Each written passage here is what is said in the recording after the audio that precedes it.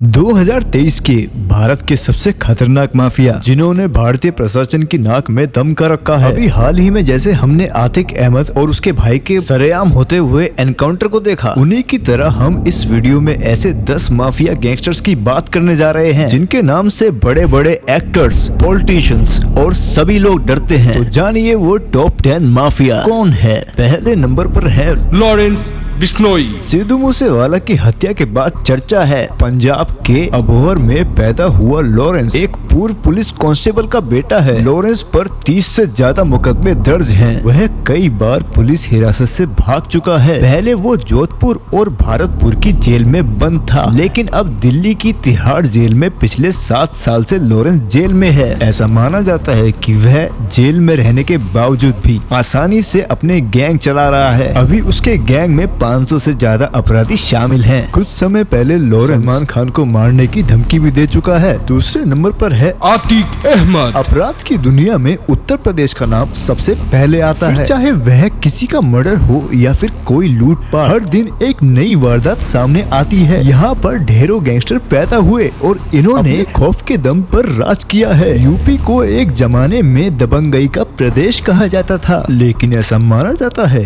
कि जब से योगी सरकार उत्तर प्रदेश में आई है, तब से दबंगों और माफियाओं के बुरे दिन शुरू हो गए हैं। योगी राज में गुंडागर्दी करने वालों की अब सिट्टी पिट्टी गुम हो चुकी है। एग्जाम्पल के तौर पर आतिक अहमद और उसके भाई का मर्डर, जो कि इन दिनों काफी चर्चा का विषय बना हुआ है। तीसरे नंबर पर है दाऊद इब्राहिम।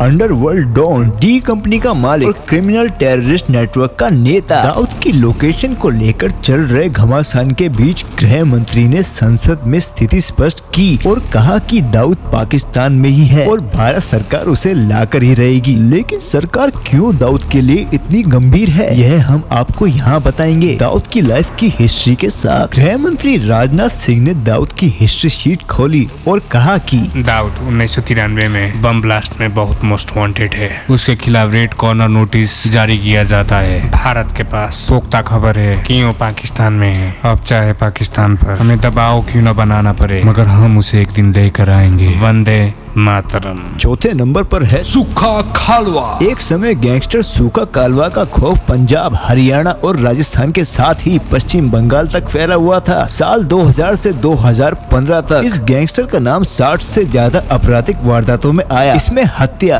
डकैती, गैंग वार समेत कई गंभीर मामले थे। उसका निशाना अचूक था, इस वजह से उसकी पहचान एक शार्प शूटर की भी थी। 17 साल की उम्र में उस पर हत्या का पहला मुकदमा दर्ज हुआ। 20 जनवरी 2015 को उसकी गोली मारकर हत्या कर दी गई। 5वें नंबर पर है देवेंद्र बम्बिया गैंग। एक समय ऐसा था जब देवेंद्र बम्बिया गैंग के नाम से दूसरे गैंगस्टर तक कापा करते थे। 2016 में पुलिस एनकाउंटर में बम्बिया मारा गया, लेकिन उसका गैंग आज भी एक्टिव है। लॉरेंस बिश्नोई के करीबी दावा करते हैं सिद्धू मूसेवाला की देवेंद्र बम्बिया गैंग से नजदीकियां थी। मूसेवाला ने अपने एक एल्बम में नाम भी बम्बिया रखा था। मूसेवाला की हत्या के बाद बम्बिया गैंग भी सक्रिय हो गया है। 6ठे नंबर पर है बदन सिंह बद्दो।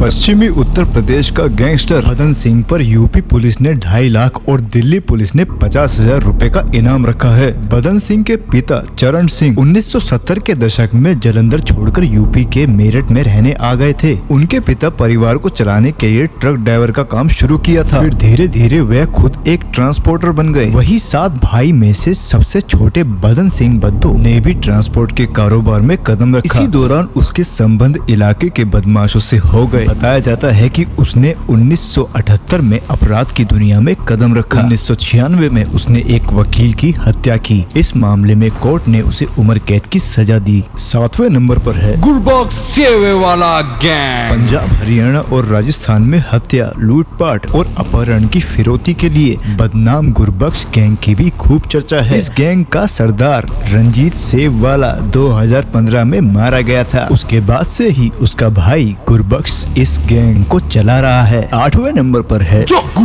भगवानपुरिया।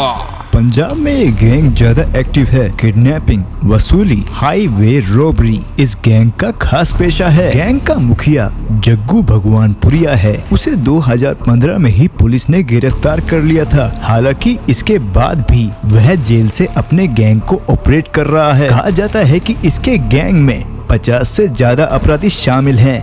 इस गैंग का रिश्ता सुखा कालवा गैंग से भी बेहद करीबी है। 9वें नंबर पर है साबुद्दीन और अताउर रहमान। यूपी के ये दो गैंगस्टर कई सालों से यूपी पुलिस को चकमा दे रहे हैं। कहा जाता है कि ये दोनों तार अंसारी के शार्प शूटर रहे हैं। दोनों गाजीपुर के मोहम्मदाबाद के रहने वाले हैं। दोनों के नाम विधायक कृष्णानंद राय की हत्या में आया था। 10वें नंबर पर है राघवेंद्र यादव।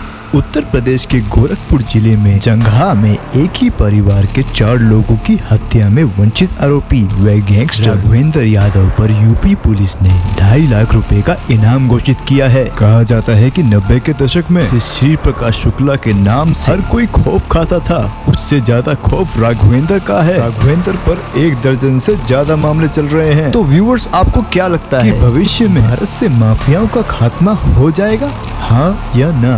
अपना जवाब कमेंट्स में लिख के बताएं। धन्यवाद।